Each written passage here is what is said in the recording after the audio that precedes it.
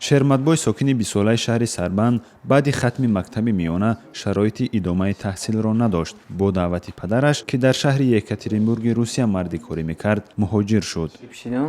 Мисолга вақте ки гирифт шидам аҳамият надодам. Қиртахдадам аҳамият надодам. Мехӯрдум, мегаштам, вақте ки ҳамин кам-кам сафа ки задам, баъд аз сафа задам ба хонага гуфтанд пушти гӯспанд хис хӯрдум, ябора тасб кардам, канта ба ҷогада канта ғелдам, тасби баланд. мумкин ҳамон сабаб шок об гирифтагия.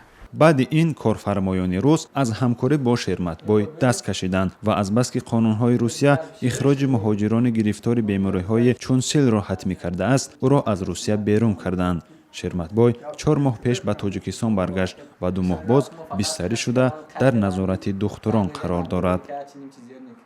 шароити мо ака аз мо ку нағз буду, вале дигароро медонистам ки шароитшон нағз набуд. Мисоли гап дар криша хоб буданд, дар болои гараҷҳои дароз, дар ҳамин чиҳои баланд хоб буданд. Мисоли гап ина чӣ хел фаҳмон ки мисоли гап вақте ки зимистон дар даҳани дари баъз меистодан, рӯзаш мерафтан сатми 200 сом медодан. Мисоли гап як шаб дар ҳамон болои криша уҷада клапи аст, тамонҷо ку ҷондор аст хоб мекардан. Мисоли гап ав сабаб мумкин касал шуданашон мумкин аст. мисоли гап ай Тоҷикистон вақте ки занг мезананд, дигар бечоро ҳеҷ илоҷи дурӯғ гуфтан наметавонанд, ина кор кардесем, агар ин кор накардесем. мисоли гап азоб аст. Шерматбой мегӯяд ки дигар намехоҳад ба муҳоҷират равад, чун дар синни ҷавонӣ он ҷо ба беморие ки табобаташ тӯлонист гирифтор шуд. аввалаш ки ягон кори соз нағз агар худованд дар тақдир насиб бошад, агар ҳамҷа кор биёбем, ака шаҳри мардум дар миннати ва ё чурка меган исусу меган уҷа дар кор нест чем иҷа.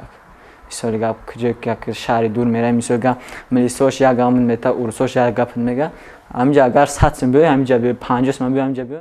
Шаҳобиддини 35 сола ва Искандари 31 сола, ки онҳо низ охирҳои соли 2015 ба хотири гирифторӣ ба бемории сил аз Русия депорт шуданд, мехоҳанд ҳарчи зудтар табобат ёфта ба Русия баргарданд.